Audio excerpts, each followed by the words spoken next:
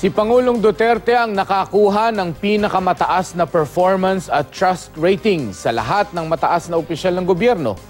Base sa pinakabagong survey ng Pulse Asia na isinagawa nitong June 24 hanggang 29, nakakuha ng 82% performance approval rating si Duterte na sinundan ni Senate President Coco Pimentel na may 62%. 61% naman ang nakuha ni Vice President Leni Robredo habang 43% naman ang kay House Speaker Pantaleon Alvarez. Nakapagtala naman ng 48% rating si Chief Justice Maria Lourdes Sereno.